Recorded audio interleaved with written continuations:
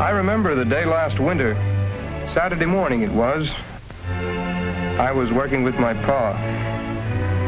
He's a tough, stubborn old gent. Been out here in Dakota raising wheat since the days when there was nothing but log cabins and a railroad depot.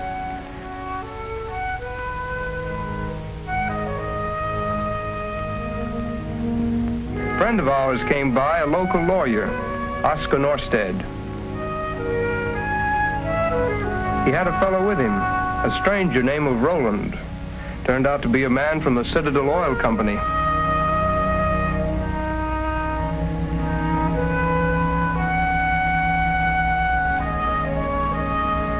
I remember we invited them inside for some of my wife Barbara's good coffee and the usual talk about the weather and the wheat crop. The reason I'm here is we'd like to lease the mineral rights on your land. We're offering 10 cents an acre rentals on a 10-year lease. Wheat is good enough for me. Most of our operation is underground. The fields are still yours. You can go right on farming. And if you should hit oil? You get the standard royalty, 1/8 of every barrel. Your company is crazy. There's no oil around here. Every 4 or 5 years, another company comes around, buys up a bunch of leases. There must be half a dozen dry holes out there on the prairie. We're willing to take our chances. How about it? We'll think it over. Do that. We want you to feel right about it. I'll be back in a week or so. I drink every drop of oil you can find in North Dakota. No sooner did the first visitor take off than the next one came rolling in. Another landman from Burns Petroleum.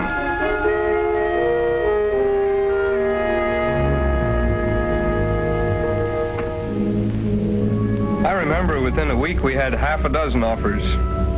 We took our time deciding. We've worked hard for what we've got. It took the sweat of generations to turn the prairie into wheat land. And then came the 30s. I was only a kid, but I'll never forget the dead look of the land burnt dry by the drought.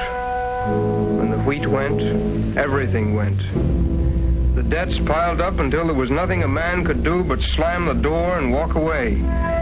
Somehow my pa hung on. He had a motto, stick and stay, it's bound to pay. And it did finally.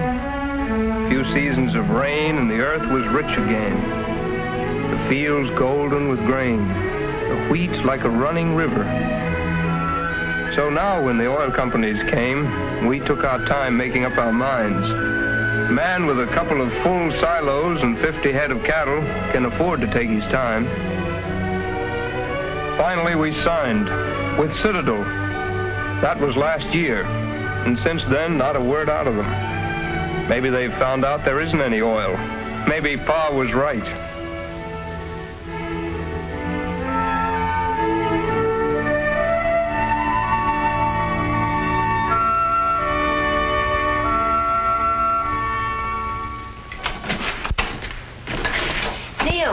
Over at Bronson's place, they started drilling. Is that right? They're crazy. It's a bunch of hoodows. Come on, I want to go see. Well, all right, let's go take a look.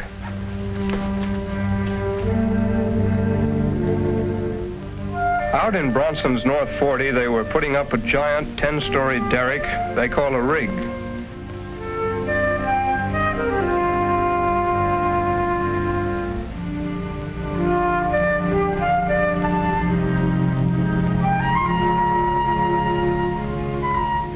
The geologist showed us around, and it was like watching a little town take shape. Welders and roustabouts working in the stinging cold, putting up the drilling platform, digging the mud pit, stacking pipe, stringing power lines, working with numbed feet and icy fingers, getting things ready to sink the drilling bit into the frozen earth.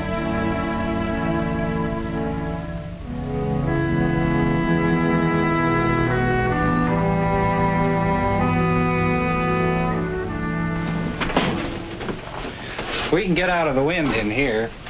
Guess once you start to drill, you're pretty sure of finding oil down there. We're not sure of anything. In this business, it's always maybe. The only way to find out is to drill.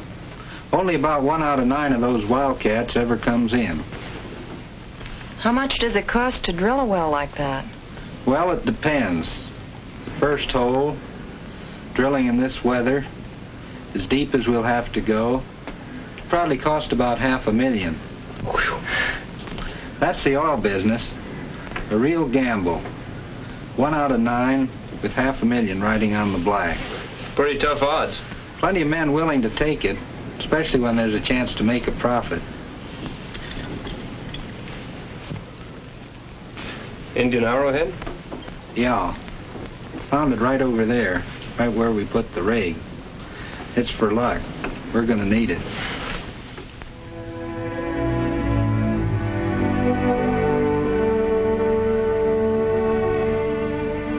In the evenings after that, I watched Barbara.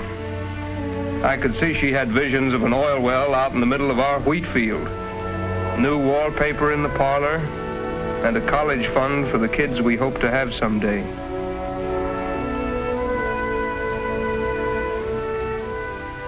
And Pa? He keeps saying they're crazy, but he's dreaming too.